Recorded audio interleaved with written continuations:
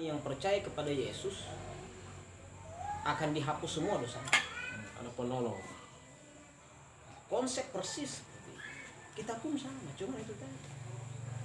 Poin pertama, jangan dipublish ini barang. Nanti akan membuat orang jahil Akan senang. Ada yang main story YouTube ini. Gitu. Oh iya. Jahil. Nanti diedit. Kemudian yang ketiga, bahwa Allah ini punya hak prerogatif. Aturan main undang-undang itu ada. Walaupun pada akhirnya yang namanya hak prerogatif ini keluar dari undang-undang.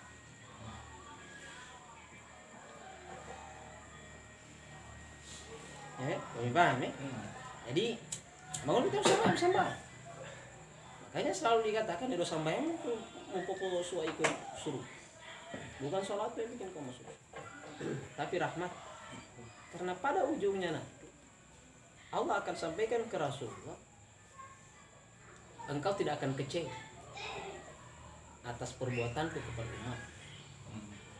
Sementara Nabi bilang dia akan kecewa manakala ada salah satu saja umatnya masuk neraka.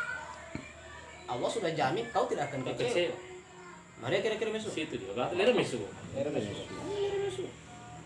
Menjamin. Tapi pada akhirnya namanya kenikmatan di surga itu tetap akan ada penyesalan walaupun kita semua di sana. Disitulah nanti keadilannya Allah. Kita bicara rahmat tadi, rahmat Allah dari urus Anda beramal tidak beramal, salat tidak salat, Allah tidak pakai. Itu namanya rahmat. Kalau Allah mau semua bisa. Tapi namanya adil tetap akan Allah pakai ketika semua di surga. Anjur saudara, ternyata aku sama ibu apa itu bisa jadi. Alhamdulillah. Bisa jadi itu yang disebut. Saya pernah dengar ceramah. Lu pernah belum lama saya dengar ceramah Habib Sema itu. Dia bilang begini. Penyesalan yang paling luar biasa para penghuni surga itu yang tidak sempat melihat wajahnya Nabi. Kira-kira Motor deh. karena berulang kali sampaikan laisa minni, laisa minna. Man ghasyani falaisa minni. Tidak termasuk umat. Itu bahaya. Maka yakin saja.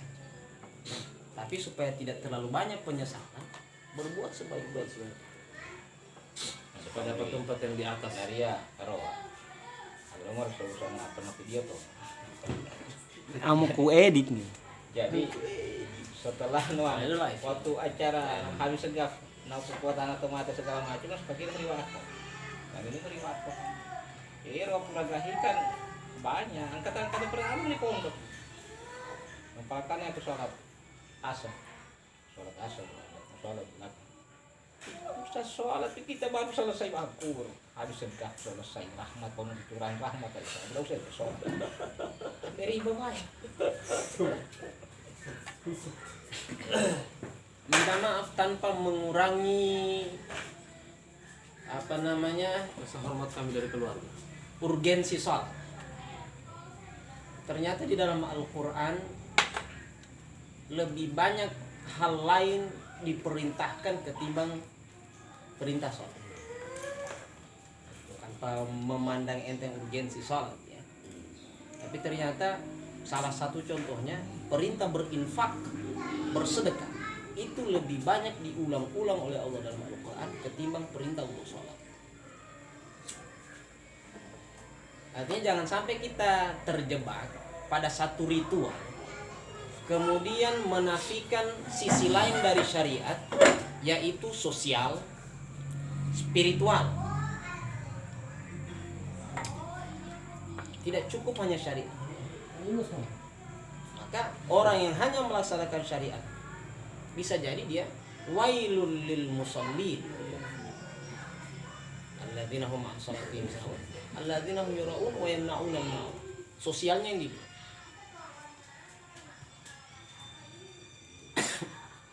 Salat penting, tapi jauh lebih penting itu sisi sosial dari salat itu, sisi spiritual. Sahun sisi spiritual, hatinya tidak nyambung ke sana. secara sosial yuraun wa yamnaun al-maun. Jadi aku walaupun itu jauh di orang penjahat mungkin, sih mah dari tubuh kiri gondrong marek. Ya, walaupun makanya dari pencuri pun kita bisa ambil hikmah. Kenapa nih? Jangan hanya kamu sholat. Di antaranya sholat itu nanti harus kamu perhatikan. Artinya yang tadi saya bilang ini sisi sosial kita, jadi dari antara anak. Jadi kalau misalnya itu sambahin itu nggak lapor gimana tuh. Makanya selalu dibilang kalau ahli tasawuf mengatakan sholat itu apa namanya kebutuhan. Kebutuhan lapor. Anda butuh atau tidak? Orang yang sudah sampai pada nikmatnya sholat, disitulah kenikmatannya waktu di dunia.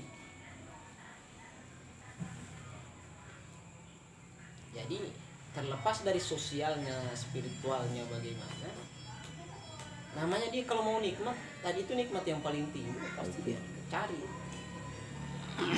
Maka merugi kita walaupun katakanlah nanti masuk surga tapi tidak menemukan kenikmatan itu ketika masih di dunia. Kayak Nabi katakan ju'ilat qurratu aini fis shalah. Allah jadikan saya punya rasa tenang paling puncak itu adalah pada sholat. Qurratu aini fis shalah. Kita bicara urgensinya kan. Jadi ulang-ulang lah Imaduddin. Jawab ma yuhasabu bil abdu yaumil qiyam. Itu yang dikategorikan turunan di lapangan itu kembali ada ketingkatan keadilan itu yang dibahas surat apa ya?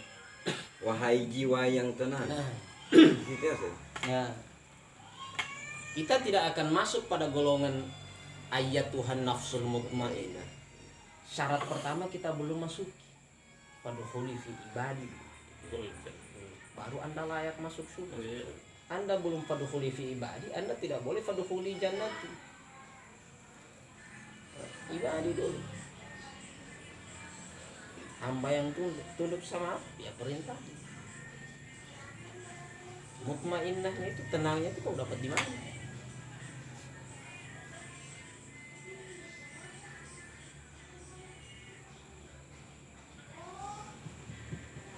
Tapi sekali lagi yang begini kita tidak usah lah cerita di Ya, layar. bisa dibawa. Pernah nih kayaknya mau khutbah penuh diangkat dosa. maka masa bangga. Saya hanya pernah bawa satu kali. Entahlah saya lupa kalau di Al-Kautsar. Saya cuma terakhir ini saya khutbah di Bandua. Di Al-Kausar pernah nih kayaknya. Nah, kalau yang itu iya. Al-Kausar habis segap di bawah. Apa namanya? Habis segap ya. Barsanji tadi itu yang saya bawa. Habis segap yang mengenang FMB kan. Berapa komentar habis segap? Ya benar kan. Apa nih bahasan tentang di Maulid tadi? Saya bahas itu tuh yang Maulid. Al-Hadisul Awwal Al-Hadis Susani. Hadis Tsani. Saya bawa yang barusan ini di Dibenarkan. Mandua, tapi saya tidak bawa bersanjinya. Saya cuma ya kayak siapa yang hadir waktu ceramah saya di Kabupaten Niswa. Panangku yang harus itu Ku Haji Tobudi. Katanya, deh baru sekarang saya dengar orang khutbah bahas tasawuf, tasawufnya uli. Itu sudah puncaknya tasawuf. Iya, Roh bahana. Tasawuf nih integir. Tapi ada mau bicara mari tulu buli itu dong mereka pintu itu lo karo. Apa tasawuf dongnya? Aja. Mapola kau pulang Mapola. itu ada lagi. Nu suroma itu. Suruh Jadi pada akhirnya semua umat Nabi Muhammad masuk surga. Ya.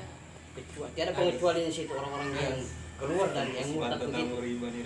Iya, itu berarti sudah tidak. Soal itu bukan Keluar, kita lagi. namanya kafir. Udah keluar. Kafir dia tutupi dia punya iman kan? Kafir. Pokoknya tangan. Langit kesuar. Puasir yang itu sih. Bayang aku rapi bong salam baso itu karo-karo baru. Artinya jadi hiburan mereka. Suara. Karena mereka semua di kamar, emang gerang kamar itu juga ya. hampir 1 bulan. Cuman kalau Quraisyah bilang begini, jadi syariat itu sebenarnya untuk mengatur manusia di bumi agar hidupnya itu berjalan sesuai dengan yang ditentukan Tuhan.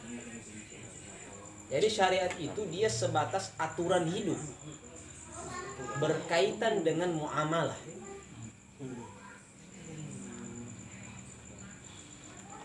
Bahkan beliau bilang begini, antara iman, Islam, ihsan, Islam itu untuk sesama manusia, bukan antara dia dengan Tuhan. Antara dia dengan Tuhan itu adalah iman dan ihsan. Islam itu untuk sesama manusia, agar dia diakui sebagai seorang muslim.